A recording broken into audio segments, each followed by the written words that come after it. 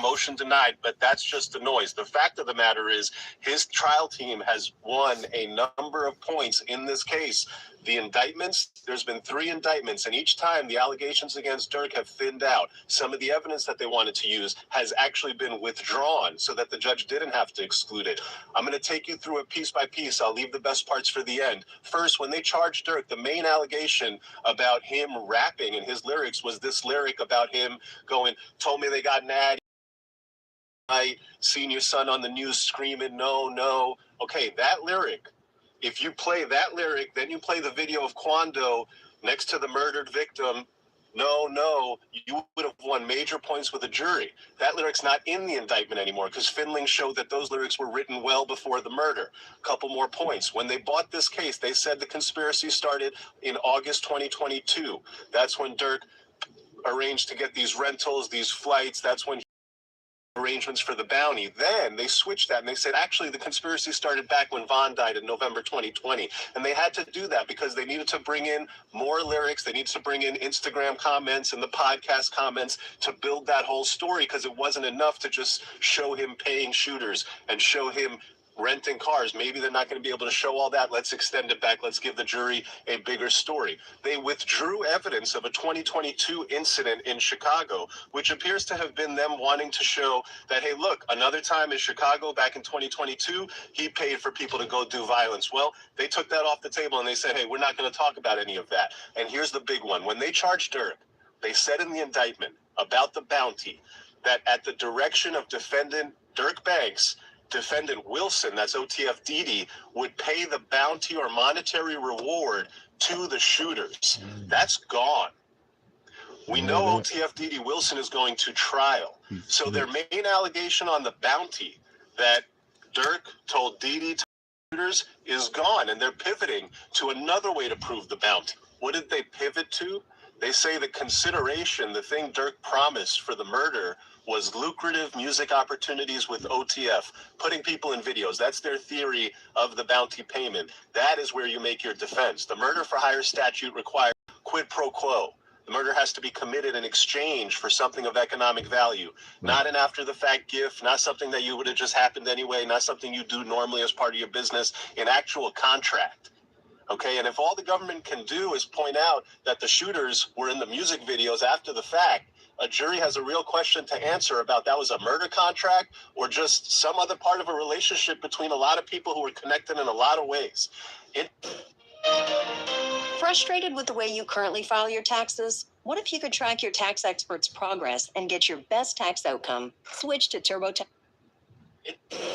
In his beginning point, he don't know what the hell he's talking about. So the no part is because the feds tried to introduce a fan edit video that added Quando Rondo screaming. That's in the actual indictment. That's why I don't really like the Cape Crusader lawyers that come on. But his lawyer logic does work. But in that instance, in the beginning, what he said, oh, no, Lil Durk said, no, that was written before. Yeah, the feds were still trying to push for it. They just dropped it and decided we're going to push it back further so we can add in other lyrics. But before we get started on this one fully, hit that QR code and tap that link in the description and mess with free cash with Seti Nash. Number 2 app in the Apple Store and the number 3 in the dog on Google Play Store. For a reason, read the reviews before you download. And when you download, with that QR code or that link in the description, you're going to get $5 in your account on Nash. You can make up to $5 with free cash. Free cash, Seti Nash, the visionaries. Y'all already know what it is. So hit that QR code and tap that link in the description. Start getting paid to play today. Now, he's pointing out the simplistic part of everything. Y'all said in this indictment, actually, Didi had the money. I told y'all, Didi didn't pay a goddamn penny. Okay. Well, he didn't pay anything. All right, so what happened to the bounty? Oh, no, actually wasn't no bounty. It's actually, Lil Durk said, I'm going to sign y'all if you go ahead and you do that crap. Oh, all right. Oh, but I'm not going to sign y'all just yet. You got to get in the back and wave these signs and look like mascots. So the whole theory shifted from, oh, there was money to be paid. That money got paid at a burger shop in LA to now before, oh, well, Didi was going to pay the money and we were going to pay him to now it's all about music opportunities. But the music opportunities is, oh, he got these cats in the music videos. And I said, if Drew Fillon can show that some of these cats been in freaking music videos before, that destroys a little weak ass point. But he said he got something interesting to show us. Do you believe that? Hit that like button like you like something. Force us into the algorithm. We are back, baby. The Visionaries. Let's go. Roll it. Interestingly, at the same time that the government pivoted from saying Didi paid the shooters to saying, hey, it was putting people in music videos, they also added a fallback charge. So when they bought the case, the original indictment, there was no stalking charge. In the second superseding indictment against Durk, they added a stalking charge. And the stalking charge is important because it doesn't require any contract. No quid pro quo, no bounty, no payment theory. You can add that charge and simply prove that, hey, he was telling people to go do this. He didn't necessarily pay them to go do a murder, but he was telling them to go follow that guy. He was telling them to go stalk that guy. And a jury can look at it and say, a lot like in the Diddy case, that, hey, not exactly sure here. Very, very, very, very over here, I'm going to go ahead and hit him with the lesser charge. And so, when the government puts in that fallback charge later in the case, that tells you that they're not 100% sure on their theory, that they acknowledge that, hey, we need to have a fallback here.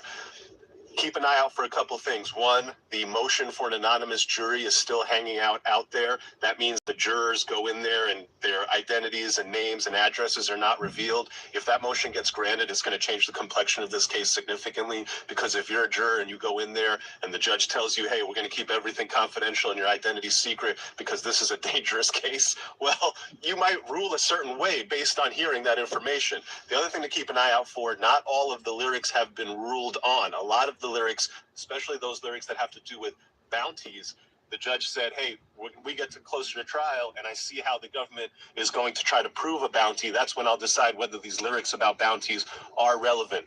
One thing to keep it a buck, and just to not sugarcoat it, the lyrics that Durk has out there about slide for Vaughn, I got it back in blood, you just don't know that's how it's supposed to be. The podcast comments about I just don't be hearing those comments anymore about sliding for Vaughn. All that stuff is in. All that stuff is incredibly damaging to Durk. Had those things not been released into the public record, my God, this would be a much easier case to defend. All that being said, Durk trial, August 2026, this will be a trial for the ages. Now, he said something in that video that I didn't catch, and that's why, he's an actual lawyer. I'm just a hood lawyer, but I do a pretty dang good job at this shit I do here. He talked about the freaking stalking charge, which jumps from 5 years to 10 to 20 years to life if death actually occurs. Let's take a look at the actual sentencing. Is TubeBuddy? Let's break it down fast. TubeBuddy is used by over 14 million creators to Federal stalking charges, 18 U.S.C. 2261A, generally carry a sentence of up to 5 years in federal prison for standard cases, but this can increase significantly based on the severity of harm. If the victim suffers serious bodily injury or a dangerous weapon is used, the penalty can be up to 10 to 20 years, and it can be up to life in prison if the victim dies. All right, cool. So there's that, right? And that's why, and I didn't catch on to this, and my bad for y'all for not catching on this. I know y'all be like, nah, or before, then that's fine. Tomatoes in the freaking comment section is cool. Because at the end of the day, they're fighting like hell for that stalking charge. I'm looking like, damn, bro, like, all right. Because I'm thinking in my head, like, yo, Mando life is off the table with the stalking charge, which it is. But also that stalking charge is an actual life sentence as well. So the government's whole entire shit is really going to be trying to enforce that stalking charge. That's what they're trying to do. And I can prove it because they're going to bring in a prior act via a snitch who's going to have to prove. It ain't gonna be nothing about no goddamn music videos, none of that and anything like that. Because if they start saying, oh, these cats were rewarded for shooting at Quando Rondo before because of the shooting that happened in Georgia, all right, cool. But then 2 years afterwards, remember, they got caught 2 years afterwards of the freaking shooting, which means yo, when did they get signed to OTF if they ever got signed to OTF? Sounds like they more than likely didn't. And if that's the case, then the feds are basically taking the words of snitches and saying, yo, this is a theory. We're just going to sit for it. To me, I think the feds know that they don't have a winning case. I believe the feds just saying, you know what? The theory sounds good. It sounds believable. So what we're going to do is we're going to go ahead and say, let's do it. Let's do it. This sounds good enough. We're going to go ahead and do it and see if it actually works. That's what it sounds like to me. Because think about it this way. You just came up with 3 different arguments while still holding me in jail in the freaking, what the hell is his name? The doggone judge almost gave Durk bond if Durk would have kept it real about the money. Think about that. So when they say that shit, I don't know. We're going to see, because I'm with him on the part of the anonymous jury. It just will. It just will. It just will. I'm not sorry to say this shit. But he kept it real at the end, too, bro. Some of the lyrics that got let in are bad. The DJ Academics freaking interview is bad. But they get to use that same shit. So if I'm Drew, I'm not spoken to Drew. But if I'm Drew, I'm looking at lyrics that I can introduce that basically, like, yeah, Durk said this and he said that, but he also said he knows somebody who does this. He knows somebody who does that. The way that he raps is in hyperbole and BS. It's made up. Some of this shit is satire. Some of this stuff is whatever it is. And I would even say, growing up around here, you guys are acutely aware of rappers who have been rapping about this, and this. Well, this